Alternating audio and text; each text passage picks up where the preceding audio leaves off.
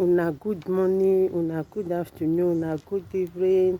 I beg, if today na una first time wey una dey watch this my channel, make una no forget to subscribe, to like and to press the notification bell so that anytime when I upload video e go dey sound for una phone kpaka. And for this my channel, we dey upload everyday the latest aproko, the latest gist in town. So guys, anytime wey be say I upload, make una come dey join me, okay? So I go dey see una, make una bye bye oh.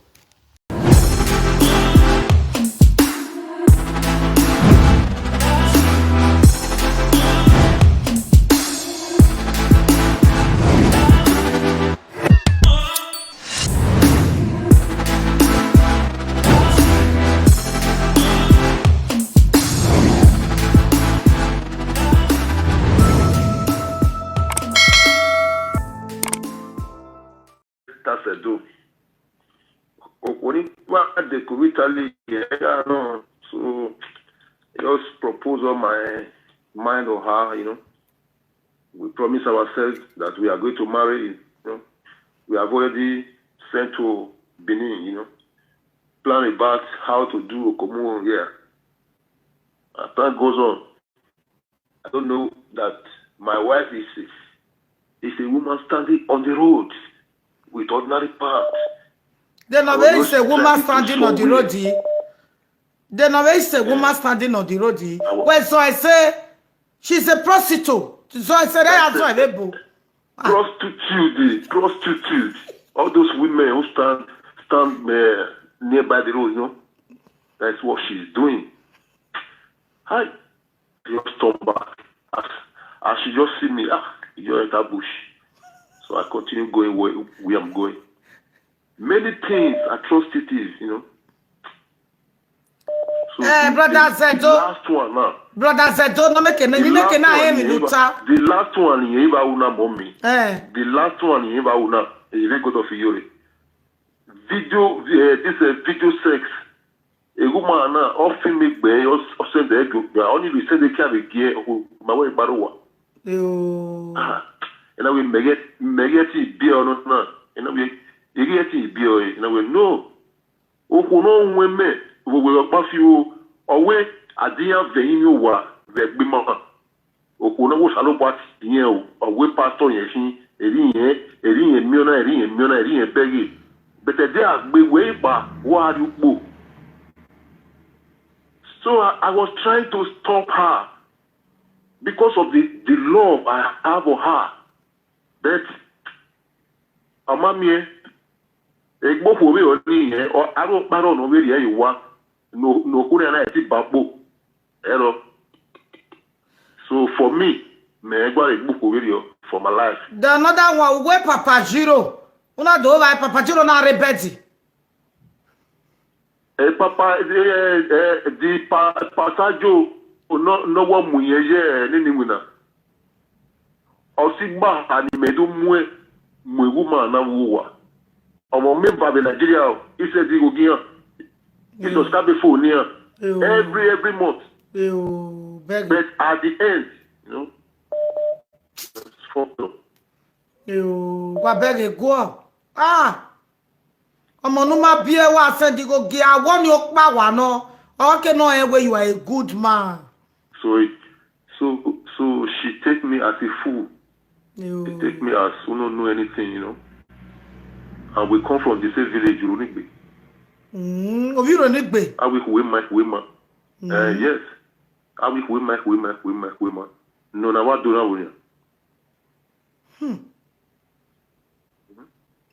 Brother, o wapa wajia, bietu were to gwane, o wapa wajia.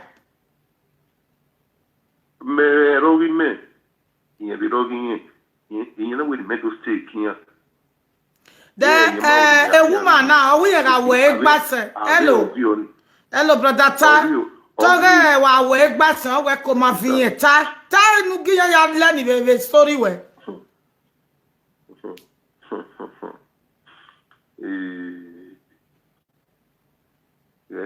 Igwe nu gun a.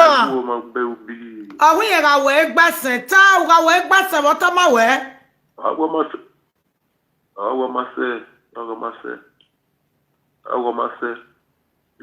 want him back by my vote. I come out for my work. Then why you why got drive you can was no that brother time 7 time we na. He may be a Wednesday. Yeah, Wednesday. Yeah, so why again? The same thing. Yeah, then we know. So how can I live with that kind of woman? For no, you know. Every day, person one no be once in a week. Every day. I will tell you. He?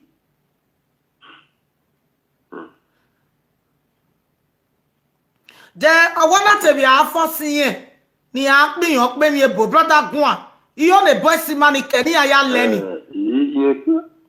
You can't introduce him like be like. No apakari. Oh ati na. Ah, I do get u dale obo to. No can't be so on ile imagine. So let's consent to her, but all regret. So no boy for him away.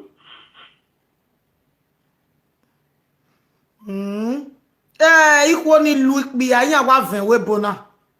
Waga ifose boisi mani akpu wakara. Waga ifosi ya. Waga izinya unjeva. Lugwa ve ogu gwa pe momo. Oga ona like we ya we. Umeti oga maybe we u force waga ifosi ya. Many boys wa complain yo we u gwa zinya unjo. Iya we ya we gwa gwa rikun. Eru wa bi ju op me boa. Ya nera be do. He back sending where any to we take a medicine. It's about We want you. Strength, you know. What makes I have you? my strength, you know. I have my strength, you know. Only my other trouble. And so far, yeah, you respect me, I respect you. Let the family go, you know. We are just like something they are just planting. You know, you know. Okay, now again, now, they can now, Facebook now, Facebook now, but remember where the city maybe I give. Okay, Facebook now, my way got chat, my way Miami or the Nevada or the sea or Babylon, you know. No, we see your work, but I want low away now. So, if I send in where Johnny, who went 1 me a bit orange juice. No, maybe all those fruits, maybe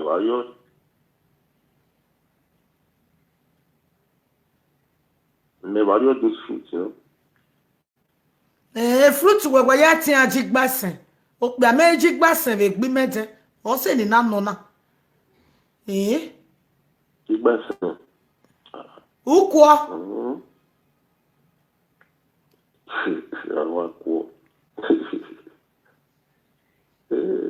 Oh, we are he. You can let time with the edge of walk a couple.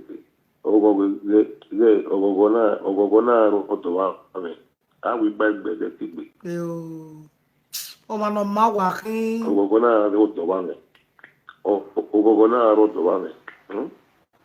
You know, you go where you will not be on you.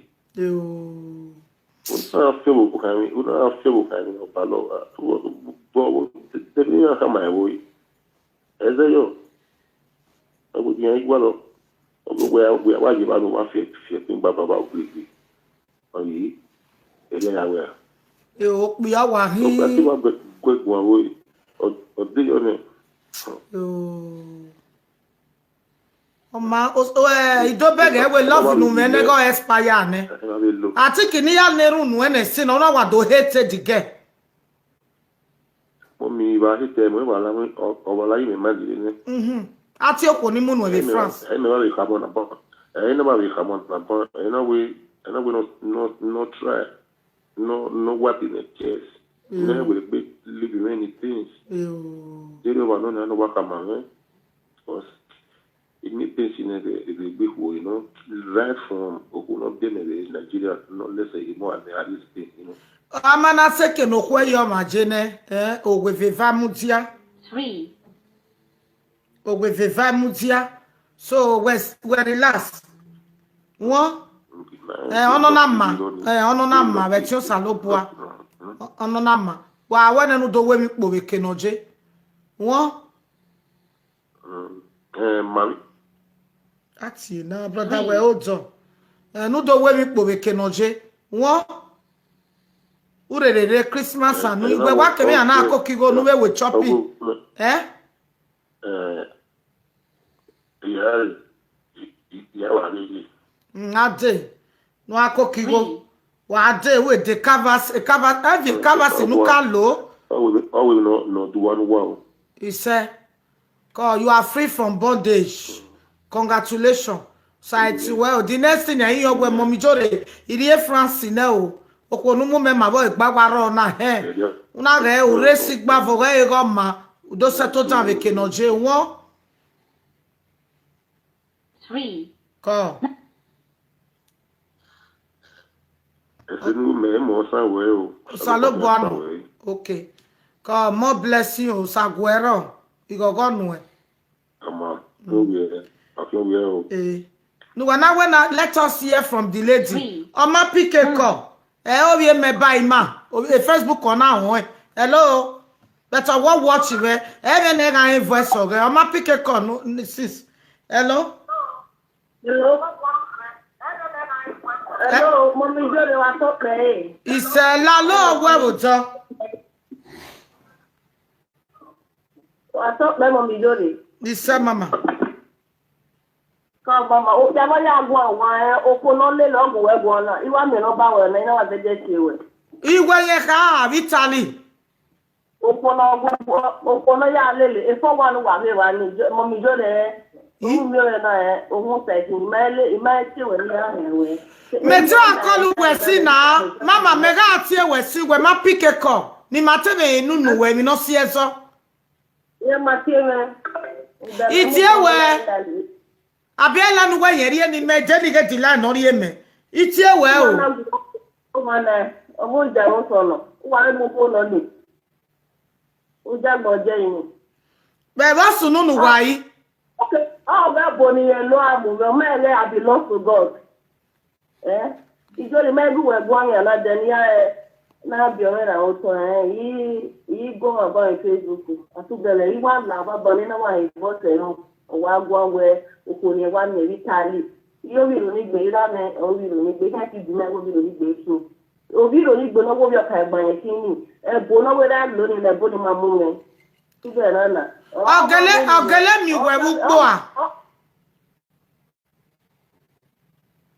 hello ogele mi we wu po a temata mama e to ori mo mi dole de meje o bi ana ri mi o me o wo pa fi anu ti me ya bi o me ona mi en we ina mo e wa la ti me ebe ni meje na o we ina we ni na ni na o wu wa la ro we ti kere ya se ari ina wo ke o ina le o re wa wiki ikara sa ina ma re ina na o dere no o be ni o be na we ya pa tu be na ona mo bi o bokere o ga le na na ga ni o ona mo bi o bokere no mu ri o vi ebo obi ogo kere una ruwe ukuna re no bi ogo owe ni mu o na we ije da gbo le no sai na bi mu owe ye gbo mu ni na wo ke ina we ni na we ni na jogo o wi wo iwe e ti we ti ya na o beri jigwe le no ta obi na o kan ti check ni no go to you na we mu ona mu ko na no wa wo ko ni no wo ni o zagari o ya no ri moto pa imoto no hini imoto no hini a te ya fojore ona buwaje kina wina 2 weeks oje na no kwekuwe iya gbewo ina lele after na ge obedo kunwe mi wani ogwe kite me frustrate yen na iya re frustrate yen uwe bogo ewo ni ate we bogo iye me ba we ne ewo ni ate we bogo e soja e ro wiye on ewo we mo de na mo la wa tubera ezi karaka no bi ore ema iye se do wa re we tin do frustrate me o i do we we so say be if you every day by do ya ta if you say be right now go say if you say be ina wo iye wo di on yo ka kere ti ti 55 years man ọmọ 37 years ọ̀nà mụrụ dàí ìmọ̀tẹ́lẹ́lẹ́ túbẹ̀rẹ̀ náà ìdòwé ìdíwé nọ ya owie n'okwu n'ụta tó owie n'okwu n'orogba wee kpọrọ bagị nọ n'okoro gị ịgba bụ iwu ogori ya ịgba ba ihe n'ọmọdé bụ ọnọdụ agbobi ma ọ da agbobi la ajụjụ nyere ihe ogori ya okwu ezigbo ma ewebu obere emigo onye na-asị ego ma ewebu ịlọta onwe nda iji gbobe bayo to ya newu ne na gbana re webo na but you know we me ona go we mo wa ona go we me phone ona go me television ona na go we o we here ona ria your ru tele to task you never to dey for this life you can never be well with you iye beta o brother be go ya mo re webo na unless e no mo area o do doleji e ni no ko oro e no ko ki aro e ni ata ma we tinye motinya ni me lo do ni igwona ijoba na ibi oto yimera na ati ne di na so tano di na ikire da agbe o ya no waka mo ko we eru na we antohi that means say inyere doria etole do doloji una neru o ya na tama wa ma antohi una we odame wo no marketing ona ke wa zeni ole ya mo ye ti odo la la di do mo ku o ko ngwa be mo le ebi obi aje obi logo ni we pa ma o ba kara ni ya ata ni o sani ga no ge ma ja bona no bu yo ko no obere mi kana e ma ni bo awon ani ki ila ja ke me yu wa ma gwa le no to ye won no we ni ibe le Nigeria for one I do wa mi ma ni for one I do ya mi awuye ya wi ji ga ni ki so fa in tracking me ya na me gbe mi ma de za wo ro ki ina mu eru ni ya mu eji na o very awa ona gbe too much na ba ya egbe e de no gba too much o re yen pa o me o sa lo ba ri bi ni ya ma menu ina wo na le ina o je yo ya akia na we gba yi na ya go down kiri o wi frustrate you me o me go home ta hin o awo ma di hin ya mi du o wa ri hin o ga bi ni ro le na je o wa o wa zenkin ona so ati ma zen na wo wa ma ni ho we ti na uda inu ya ri na we de na gba yi uwere me nya bi family me na we gba yi yo ni o se di tan me na family ba me e se ale luwe na we tulu ẹ má tàgẹlẹ lọ́wọ́ ka òwò ẹgbà sẹ òwò ẹkọ máa fọn wẹ.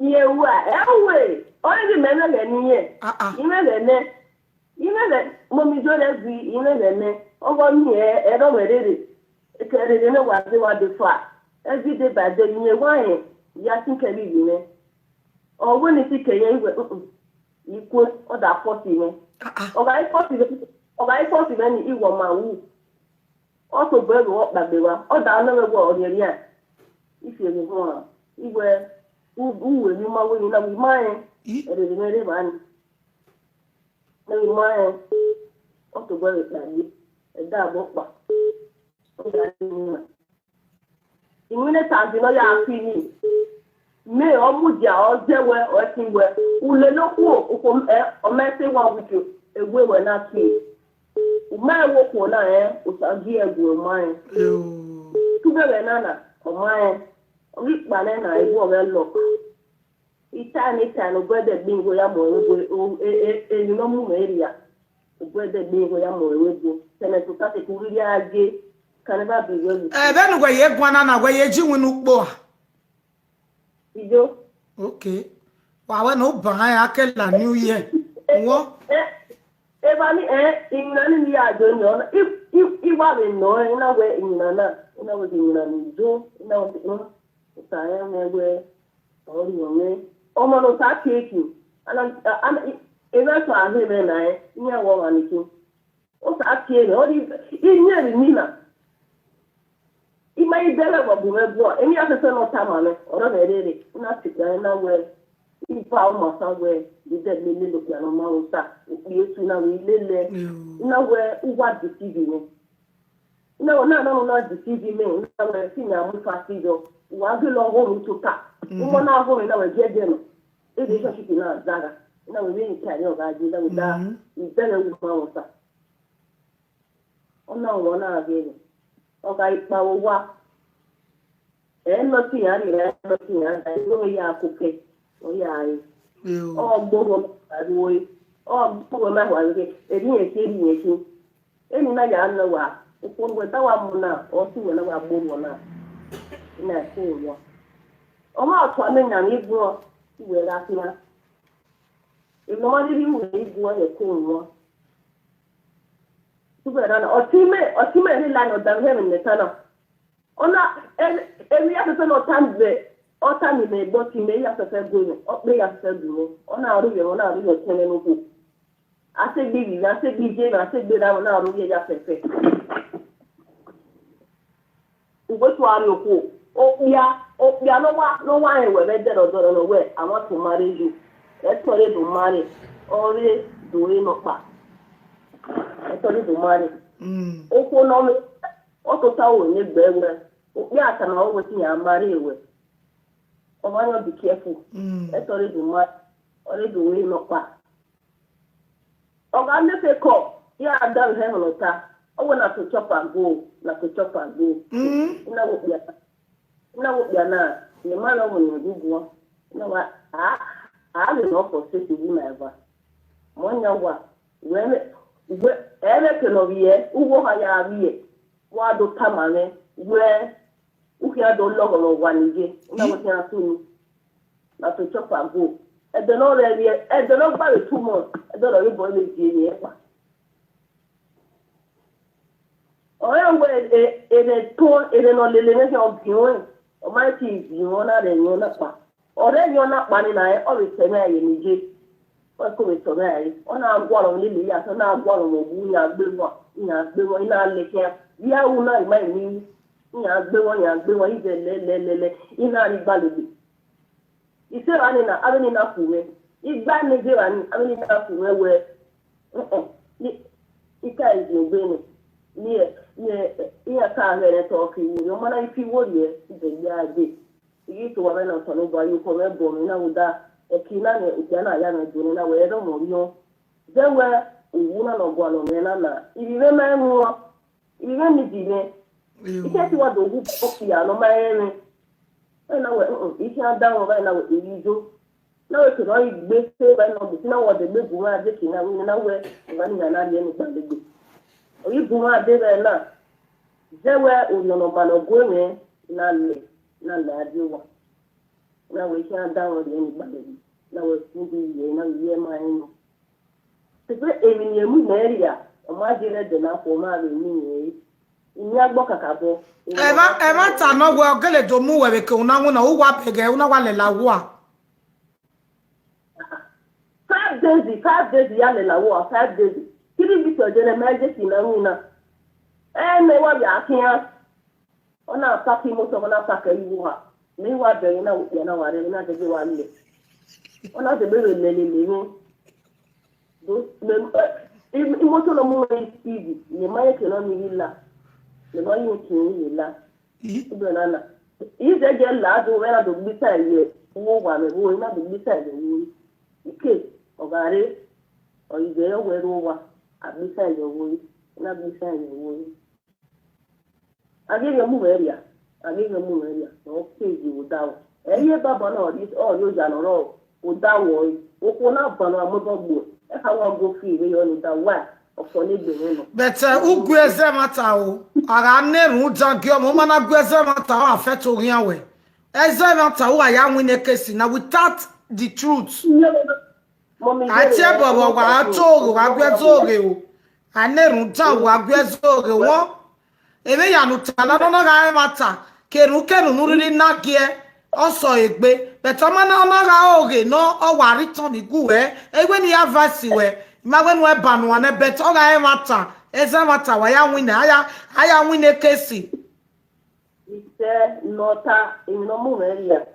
One of go. Ikina o aglo mo no menwa aga no ya to tawu. Ikara no ya to no ya guna me arona vio na gbe ya to. Igwele ma ganu ya to tabe bokunpo. Ona go ya to se wona go aga ni. Eru wa do e Italia. We. Igwele wa we Italia wa ma ganu ya to tabu po. Egba re wo ma ani to ta. Wow. Ona pa o bia no gele me riri. Utile lo boni o ko ni kama won we ge ni ewu. Mari ha de ni. Again, a woman pata there now, who tama, a woman to tama, we give you. Then enemy na hanana. Eyitene, ona ngole tene so alani. Owo ko ni gbe magba ni family yen ma ni de yen ni yawu. O ko no ma gbe magba ni yen wa lele ke awo re. Ina we he, ona ina ba ina we he. Ona na ka wo. U be re o ke la o. Be re pa lu ke la o. Ula ole na omi nzo alo ne bo aka egbe magba na wo ke wa ma yo ni ko wo we e ti so bu wo we ye me na wa wo yo ni o ga obja no bi ni nwa no e bo na wo egbe magba na ni igwe ye me ni yawo o ko wo ge o so ko ni ayi o me la ti do ya ti so bu me da go we ni wa we you break you happy no wa do aga no ya nwu na wo ko na wa do go we keke kara. Ona buoge ya sese wa. Ni mu yo wa ona buogo. Ona do gbita yo wo lori gbaba. Tani. Gbita yo na gbe. Okay me lucky we omo ni ejeku. Omo no buere. Oni lucky no o ga ifu no gele fo na e zo ri aje dele na. So fa ido ye o ta ya ri. Ma gwale no to. Yeah, cool. Yeah, we the man see by the beyond my girl, man see where they knew I do the success. O kama. Every time I feel you over. O ma kile wa ni patijo. Da wa. Man ni atala jangu na na wo jema ko na ta. Ina ko wo ko. O ke wa to do lala, o ke to wa do lada mo me we to wa for statement yo. Ugwo aga avi o ma mo wa. Uwo ha ya bia oge no ya re oge no be ya pa O ko na do toge ma we wi mo gwa una mulagwa no e mo wa o Jimmy uwo ha ya bia uwo ha no ye na uwo ha no ye no ye o ga re la ni we adem he ni ta uwo ha no ye no ye na tu be ya ni gba ni na ona igbo le ko no ri ni le na iki o ke ile ke ni je da wa ebi no na ma igba ni uti wa buhu adewe uko na wa de tugo many body no control wa ti wa la life ni oni wa moria o ma yi le family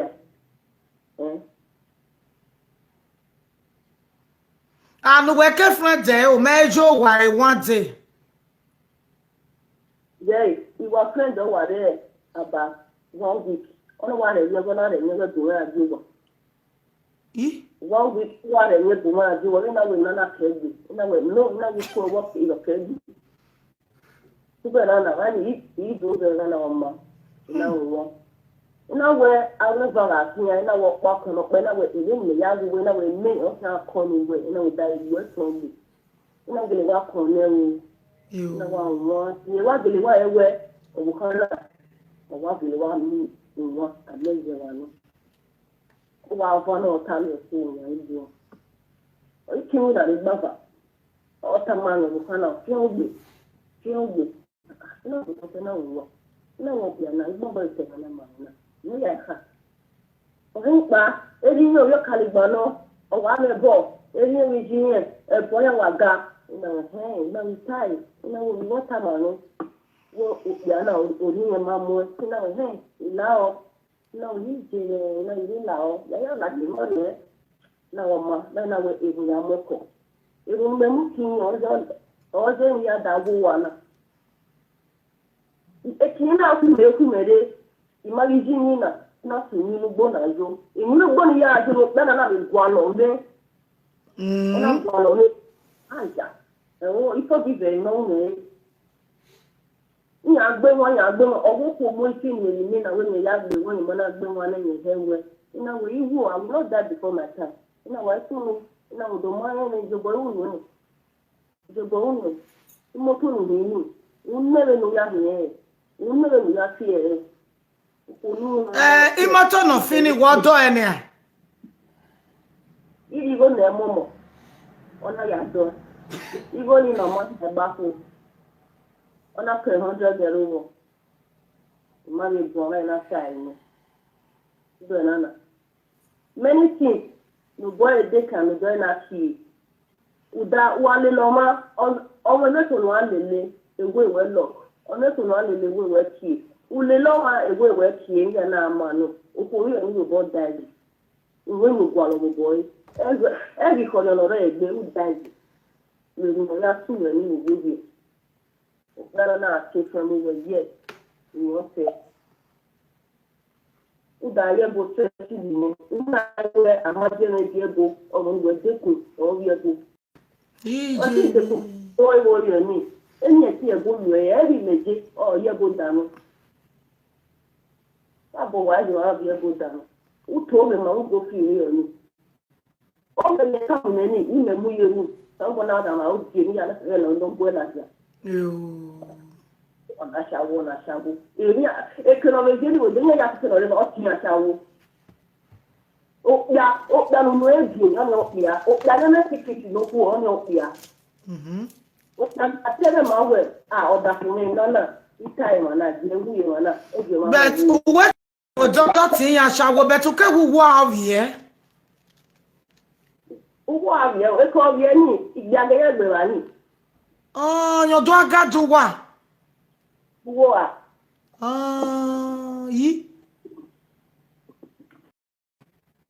Yeah, Rami. Okay, how about you one year Bolonica one my customer la? Oh, I'm making a manipulation of your humanity. You don't need a you can't say that too, can't say that too. Wait, my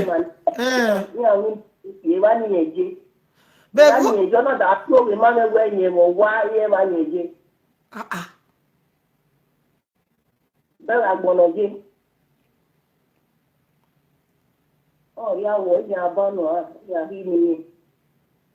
Yeah, he me, or so good on your on your letter, no more of the college, the very bow for you know, I don't lazy, can never be well with her. And you know, everybody, no man, with a what? Mamma Maria. Only you can, I give Mamma Maria. You can only say, my baby way, lads, and then we only make one job. My baby way, one, and I'm going to wait here. If I go in the room, but I'm asked to any year. What? She's so bad to wait. Oh, Imagine Lele. I said to her, where he more we have a more well, when Mutana very bad no teso. Come over the oh, yeah, then I went a baby can not also.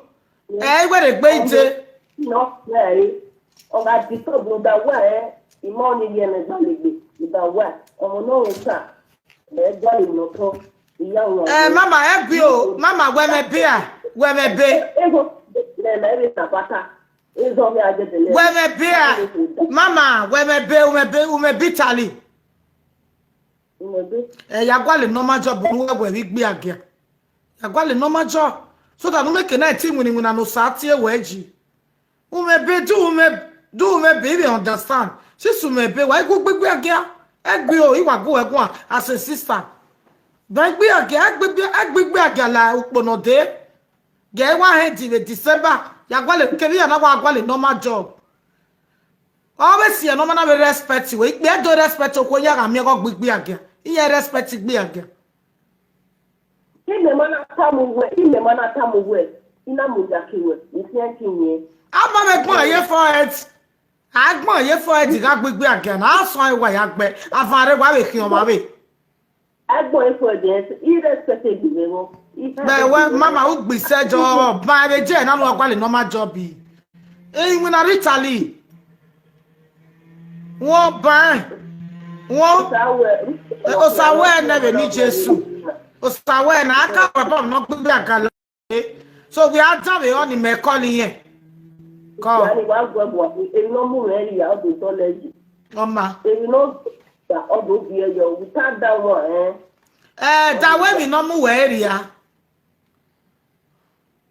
Where a net in ya a cotton or on anya, a caranovia on our viewer, and you don't on our bamboo. Only a canuna zone, no now. A poor leader 180 on our go before anyone. Mutana, who will ever bet it will not be back again. When down. It can be okay, oh, it's a way to have a Betty, right? My okay. Oh, my, we are damn yo. We're going to what a damn yo. Call Wessel. A damn yo. A programming now. I guess so. Anybody not guess so. One moment you go, I matter why I win a case. Every day I place my one. Umana temata. Every minute I say, what about government? What about it? Because to salo boy ni ka we abase egwe. Hello brother me call. Hey sister. Women ne mama taba. Mete a train me reach gwa like video ma. Because you got rob direct aro WhatsApp jo. Ebe ya not lo ba e kero no na ba wo oge.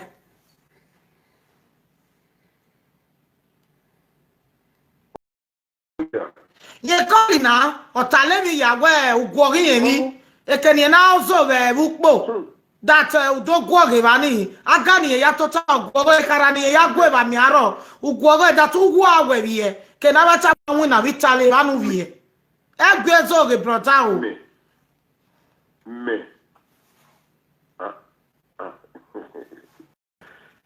Me, what?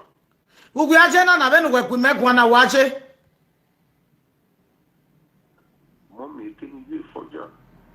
We are now when we go now, immortal where we jar be by. Meruwa. I am way a video call ni very way. Because of who are we now, me make an arm of Temata. Why a video call? You may get a bag who were ruwa.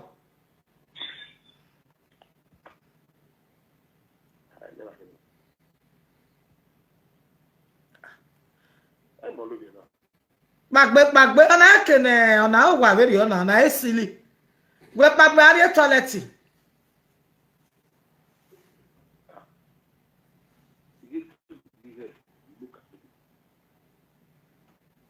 be we rukba ni megele bege yo ni yo ma no temata Mamero rukba ti ende wa ye na ya rukba no street guys. because on I wa very on now ojo we no ga be bambo ni aboni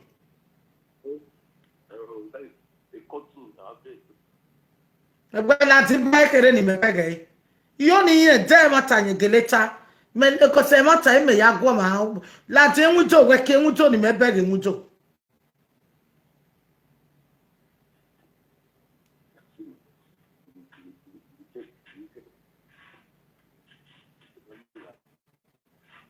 ya be kasi na kina na ugwa na kina na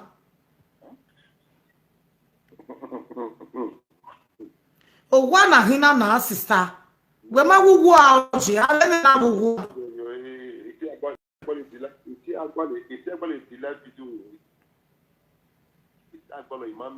na ugwa na mere YouTube na brother we la YouTube. Okay. But we do one Nigeria yana on a silly na mere webona. No ya na je na wuna.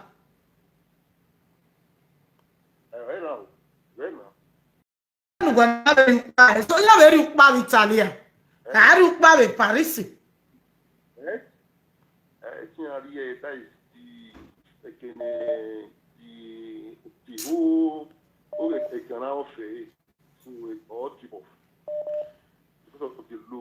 What marriage BD? What marriage BD? We kiaku yoni insaiku. Kiaku ni mega e. Cause omako wa na me make are webu. Oye me no ge all those bamboo this thing. Ona wa egbo kwa ni jena cause ra me bege ba the cinema ko wa. Given the distance here. Mami he blame me well because agari anado also bebo. It has to be square one. O ma se we are mosisi. O ma se we are love your woman. O ma e cannot come well we so fama uro totoma. But we need to say the truth.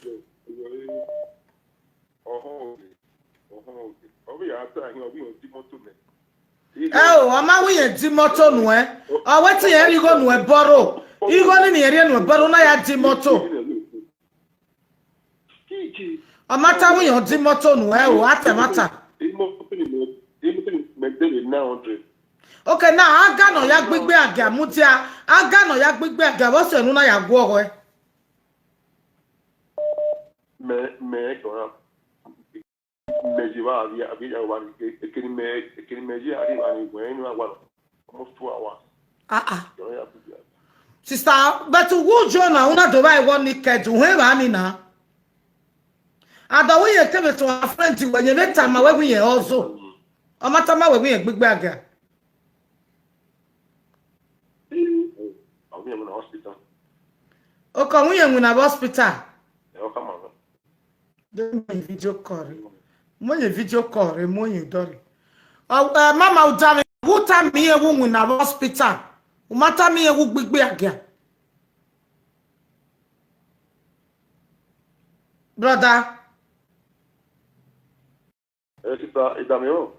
mo ye video re, ya pa ye video re, kuma mo ye video re. Ofe wo do.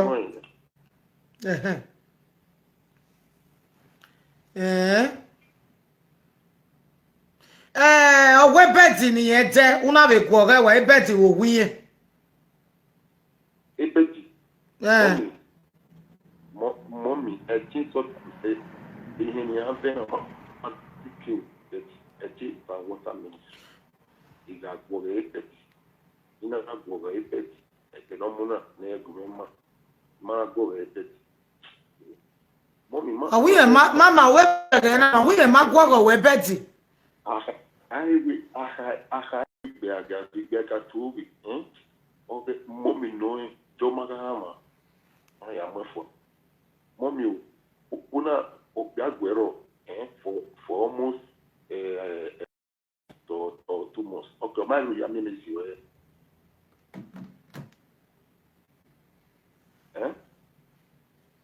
Ni rame, da wana hita matana na. Public adogun ayo because ekenu we jeni no ma ko gwa very o na tamata magbe. Mommy, yeah. Elafe, no, any get it water. Let it go water. I'll tell you, I'm on what buffy and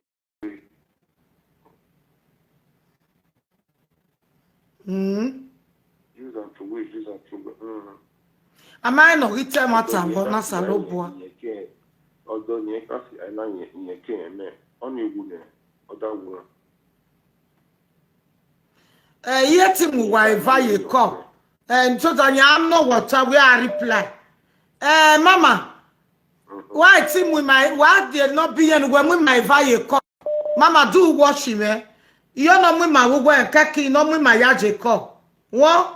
Who pick a call you well, woman up pick a call you well. I will go to Ogi. We are damn yo. Mama do reline on our not here na Imacha we no dem no tie. Oga ru de kesu no na tie possible. Kasi la ke gbe karatana. What ti abi we o e. Mama call. Mama were lani a. Dure lani nu call. We are calling. When we ye lani, oga in my ha. We are in your tire reply. Oga am I no retail matter? I don't know why I want to talk this matter. 3, 9, 3. Hello. Hello. Hello, Osai where? Ọmọ mi jẹ́rìí. Call J, Osai where we Jimmy. Ìmáa ti ń jẹ́ orí ọ̀gá yìí. My, I respect it be. Call. Ọmọ mi. Lord, what will do? Lord, where any taban? Ìyá àná, ìmọ̀ àhẹ́ ìyá àná káyọ̀.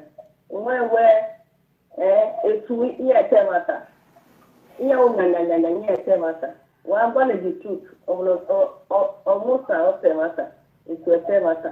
Wọ́n ti tó rè máa wẹ̀ ọ̀dà òtà ló bọ̀ à ọ̀ fẹ́fẹ́ di judgment. Ọ̀nà pẹ̀ ní wàtà. Uta na ewu na ọdị ege mi n'ọba disturb me n'ọba idogbo ọba agati na nwi na kori ege mi n'ọba idogbo ọba ege na n'ụgwọ ọ kori ege mi ewu mi na ina bi ọ kori ege mi ọ na pere n'ụwa wata na ya tugbera na eni afefe n'ọta ke maka ka oge n'ọta ni ọkụ afefe di jongo di kwesi ni ọkụ afefe ụda ohe ti jaji wele ni ata ma we nyere ta ma we ohe ti jaji ụsa ọ bụrụ wọ́n wá tà lánàá yọ̀ lẹ́nu mi wọ́n yọ pé òun wá tà. Ẹ̀ka kúmẹ̀rẹ̀ ní alẹ́nẹ́ ìmúdá ayé múmẹ́lá wébó òpè àníwọ̀ àyàn máa ṣe too much. Ọ̀dà bíṣọ̀bù ọ̀dà kúmẹ̀rẹ̀ èrí fọ́sẹ̀tì yẹn. Mọ kí ló mi ní abẹ́rẹ́ méjì mọ kí ló mi ní abùwá mọ mi pa lórí mi. Wọ́n ká pé kí mi lẹ́sìn rẹ̀. Okay now. Mama. Hello, Mama. Then here ya said to her na Adam yo. Ti debe di when we go because when megi yen ba no me yo mo no e de ban. Ebedi won buri ya ebedi. Eko ni de ho da eti ona gbowo. Ewido no ro e ba ku no ro na mo elia. Wa want to but wait to let you. But the only thing I said to that dog aroge. O fan away oge we fan away we. E call la no ge block e ya ke no we ji. Na ando na re de gbe na da bito bo de da go we ni ba. E we gbe je. O fi mai ba ni. Ma be e do e na do e o do atata bo ye kere. O ye kere. Adi tani ya vi bo me ba o to.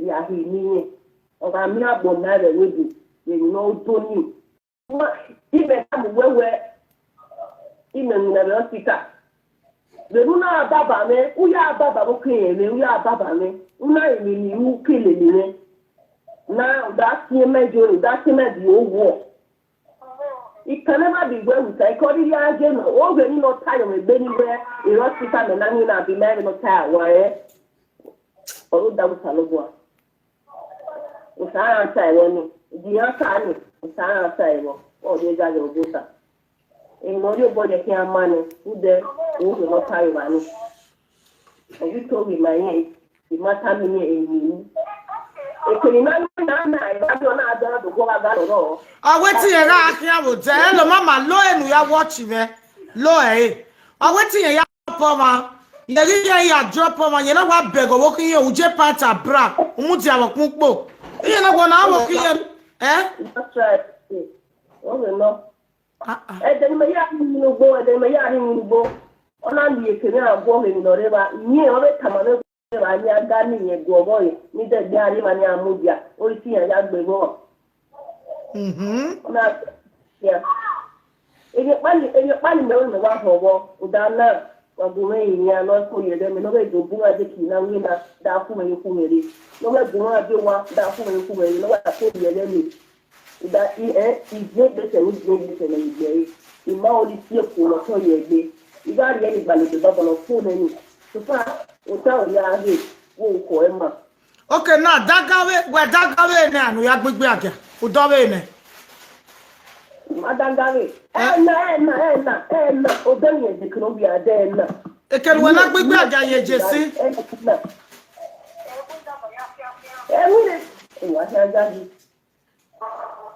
oh my god you fit tell me my way oda wo kan gba me o can face the judgment day wo ni ata ma we ni ata be Jesus you fit tell me my way people in the room the word the ata no ro me o can okay now ya know what apa eke no ye wugu ana o ma be microwave uwe ba o ma be bedia e microwave wi ko ni kere be ruwe iba keni ye lo ye jiban ye na gbe megun ah me beg Owa ni abo no ye na ogwe de ga di ni abo ya ni ni iwa ni ki no. No eri ogwa ni jo ni ogwa keka me beg iba yi omomo na uparo owu pado No.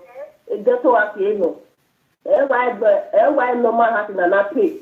E wa ni a pay jo de to ati no ti bo wo wa ro. Da do ga mo ve wo. Da do ga me ti ni da do ni a mo ve da do. E matter what matter. What matter. Well, I don't know what na because we am a video call, but me oh one na. Ya mama me making me webu. Abi o one me na go one na we no do enjoy no gera. I know. O one ya se baraka ya ko na we. Abi we wa abi afia na anyo wani. O ye na ye bo e ro ba ya go mu ji kile me no die. E baraka ya ti e bo bo ga no. O ze no die. Da do we kwa mo we kiri ba. Abe wani kwi ore wani na me bo ro da do we kwa mo ni ya jede o ke do mi o ya tu wi ma o we no ka ma ni o ya pa ti to le to pi ri oni brother me do watch me utori ngoga ngo ya ta mi me no ya ta ma ba wa mo mi jore o gwa na boy ugwo a eje cause me get the silly the DC rega bege ai silly na miebe bo gwana do ya wonu we ki mama era no mi go la bano yo ije no DJ ni ona okay ije no biju okuro ni gbere era na ga wi go la ba no wi go la ba hin kenera ma kere akere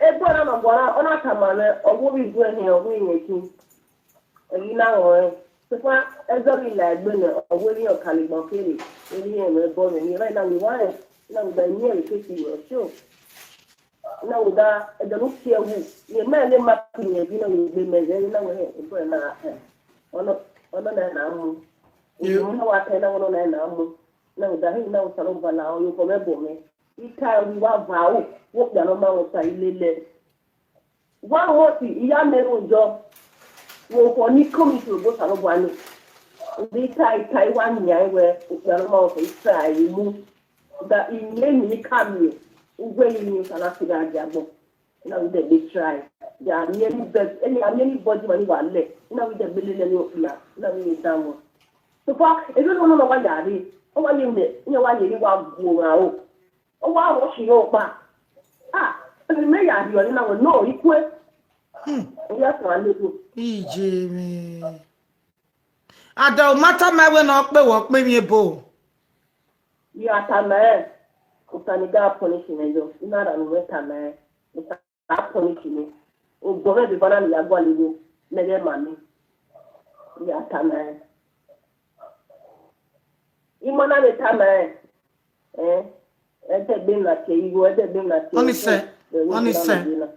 Oni se eri ami e ma so ni guezo oni se ija weji emi e point pa me ya ju weja ata lobun aya jo ma ji no ono pa ke ko geru we ebi o gba ke no wie ado igele ti me ye wo wa nyeje ye ri ti me me we tara ga eri so e ba ni me ya boyin wa so e ma yin mi awe owo obi ewo ajo ma be ne to ya pitan ye okpa ma yakin ila wo wa de no iye te we ye ga ro chi me ya tete me ya gbe won e ide ko da ide ko ni no yes ko da ni No, I belong to God. Yes, he called down too. It's what you twenty minutes. It's a bit of lenny. It's what you mean happiness. A king and one and no harm, now to make you now, or harm, or then do now way. No about one way. No way, if you want one, now every young way. Good, okay, to bomb when you're cool. It's been one and a mommy and baby. Only say. Okay, ọmọ àwọn sáké mà ó yá lápá àwọn sàn ẹ ọgbẹ́ ẹ wẹ̀ yìí ọmọ ni ẹ̀dẹ́kùn ẹ again ìnáwó àwọn àdánwò dáwò ìkìlọ̀ ọ̀jẹ̀ ìlọ́kìnà ọkọ̀ ọ̀sán ló bá wà ní ilẹ̀ ó tẹ̀ mí okó òfò náà kí ó yọ̀nà máa nù òfò ní ẹ̀ẹ́sẹ̀ ayé ìyẹn mi rẹ̀ náà ó fẹ́ lọ́yà rẹ̀ ní ọmọ yẹn ti yà sí ká ọ̀dàwọ̀ ẹ̀ ìrẹ̀ tán ní. Ọ̀sì ẹ̀ bá gbọ́n náà àálù nórú ọ̀pá bóyá. Orun okpa na agun ave no pa ma na agun ebo yen dey 10 years no make sure no one newu no okpa alu no okpa bo yen me bo na ya agun ave e me no gba ta lo si emi ne pick ugwe number 1 ma sin egu gbegbe aga number 2 me no be one ye jena se for eti re ye do siku we cause e ba ni ma ka body niti e o wa very o so I pick a lot of things we menuta ya ka boy in ya we mama ogun we ya respect me we jeme una we call it do different egbe we ya tama when you forgive una gele forgive I trust mama we win it be again damn yo any disturb we oh sisi laji case ne mama ilaji hello sister me ilaji case ne la wo any disturb we anything utie me won everywhere gbe disturb we ato phone but I neru dane la wo wa watch e manage yen waje the background in on stage o le ke na be o abi ya ni be street na la wo we je me la o won la wo na go free o ko le wa de ko na go free o mo ko na de ku e u pay egbon o ko o wa hi nu e o ko le de ko na until we said before ya fe wo so for we name that why iwa gbegbe wa to for mam ike lele we gbegbe ma wo ima ha je ni ewe obukan o ti we here una de meji New York ubele ewe de ni no ya toge osaniga no ri wo di go only say o yo me ya do ni making up of that ya do we may believe we one day. You can forgive her, sister me dame yo. Una forgive her. Wa me be no sale e hukpo. Wa me be no sale bo agi ebo ne bogu e no do kin wa mevi. Forgive her. Won beti ya won e anything concerning you no stay away from you. Won egbe gbe sekenu na ozo egbe gbe lara ade aka we jo obo emi opara we vare woro obo. Nege gbe se ikenu jeri ami nege be fi moto lema no ya li yo we won la wo je una ti accept ma di o what ita le go ni imoto ni ita le go ni yo ke di tani no ma na mi moto ni omo bi ewe ya ti we ni me la ti we no da so fa ita we ni ti ika alu so faka inana ni awon o ma ise na la o ba we idawo but ya be no water pa mama wa wo kedo ku pe unu gba pe wo pin yebo ama pe wo pin yebo o so nti o ko ma pe wo pin yebo one day spirit be ma we la ke okay e tin na po o tamata me ri o be ta we ma pe wo pin yebo one day ma do ma ọgbà ọmọ ní gbẹgẹgẹ iko ọmọ ní pẹmú ìwà fún ìpẹmú mẹ tupa ìdògbé lọ yára yẹ náwó ẹ o ọsẹrẹgbẹ ìkẹ sí ìhun dáná ọmọ ọsẹrẹgbẹ kérégbè ìkérégbè sọjẹ náà ọmọ lọdẹ 55 years mẹ lọdẹ 37 years iná mọ hó dà ẹ lẹta lọtẹ kẹdọ yára èrú níyà náà sọgbọn náà àwọn wẹ ọsẹwẹ gbòkìá náà. Uno years ojo 55 years. Wo me se.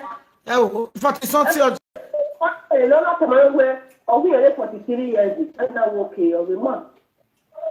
Sugar, you document of the passport, the 46 years of the Laro. Oh, yeah, I don't really call it in a fully hollow talk. Oh, yeah, can't come or where daddy, when we say 55 years is there, my do one, and all one in the now. Daddy, who has a son of Jenny, no matter error.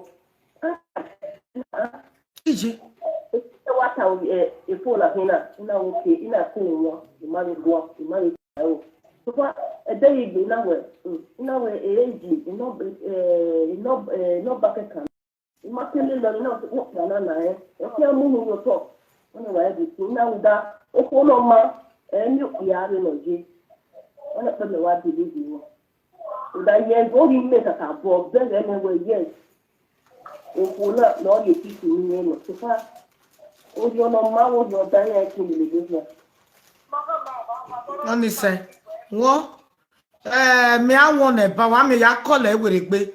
No, what stay away, even more one and not continue with your kind. So anything cost, eh? Yes, or can I watch you? Or can I watch you? And I read you, or see me, or then I put on out of your. Wait, me not. Where, woman. I'm a little on out of your. Or where you got a hotel back on my, eh? It was taking the baby by. Or man, no, it does give. Oh, gone, it does be. Honestly, my baby, no tabe na eh. Oga matter no. Una forgive eh. You will see how God will promote you. You will see how God will take you to another level. Any what time I went on eh.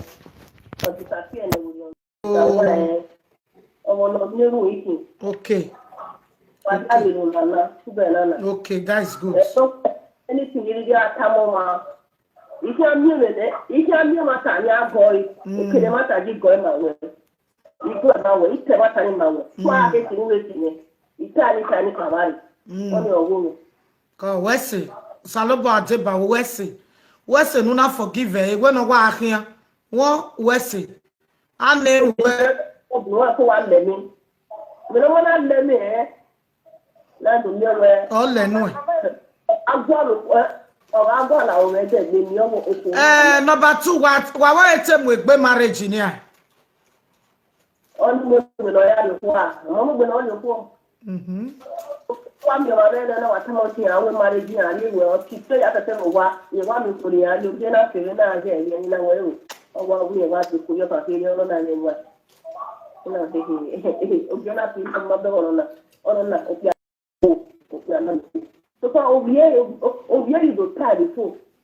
You're not in a call any where we have to tell on the end, no year. Only some mamma, what? Neither more, my baby. And just what I don't money. Yeah, then you go away. No, every year. I don't know. I don't know more. I will make you.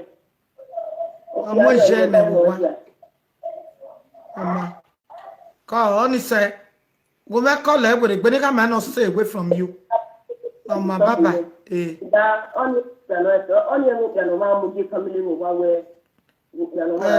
are done here. And said, we are done here.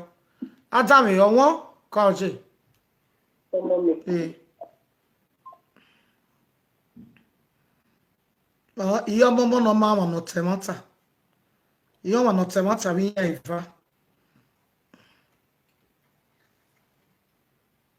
Please pick my call. Pick call, Guacana. Now, Nika, my brother, I not stay away from her. You know what? Stay away. I force someone on my bank me again. Who got force a child will not bank me again, or I get water. Oria, or carry a cake bank me again. I will wait by force. Una force no bank me again, hate you, or lenwe. You understand? So, yeah, here by. Emia Salobo arrest ya. You to boy eta well. You were a big bag, you are no my job. It is Salobo arrest. So if I see what mama who were Bible. Igbagamaje or Maje fire. O Salobo ye forgive eh. While we be agano we to come see where your brother do we may come see there. Do we may wo. So Igbaga is not a crime. God will arrest her. body no gbigbe agia keniro wa kenirisi waga nwame ewigbe agia ni oga wiasuwa ekenu na ya mudia ni oga wiasuwa beti Jesu Kristi no do mi mafa ona eru ni do nanu wa no wijobo nu wa ga wa no ri mare wa ogbopia nu wa gwalo ege wa wa ga mi no ga tun wa ga mi no ga leku wa be ni Jesu o saloba no we ni ku ya ni na bagbe ge na aro wodo o we we nu wa ni ke ewe nu wa ya la wodo ege wa be ni Jesu. So brother me ma chogi e watch cause I turn it. What a thumbs up in the video now, wala wanna give me thumbs up. Hello, brother. Hello, mommy. You are okay. He said, "Oh God, I took unwe no taba." Okay, sis uma imacho who watch him on YouTube. Emi okpa no when atama we. Where una offend oku brother. Okwo ni ga neru ta no gyan wo so ma gbe. Emi oku okpa anybody no offend unless woman offend dey. You know, when he journey, man, I offend them, man, I tell them, make bomb mugbe. I know they fear. He can offend you, he must to judge him. But if I don't offend you, my mind can never judge me. Mudiani go egwa. A condition or anywhere. Or what can you not be agia? Damn your brother. Or what can you not be agia? No way, lava. And lava, or in your bagger way, bagger, or robo. Every bella. Umami tella, yali away. Abawo bi abawa wana ya le anything concerning am e get we gbe concerning we block e phone we when we tana wa block e dede igwegun a ibe moku be enu ene okwo ni mana ye mana ma we gbo ma bi ave ma we gbe but make sure you give your life to Christ. You have any tana okay so wa gi gui e we gbe ne ru dagwe iyan ma no to re mugu gba fi o ma temata to avoid problem stay away from. We are back be so all my time I no back be again. Oh, Momo, God will arrest her. Oh, Rimina, Osabadori, or do happy my way. Don't do Ashawe again. Nothing God cannot do. But see, I ain't get away. What?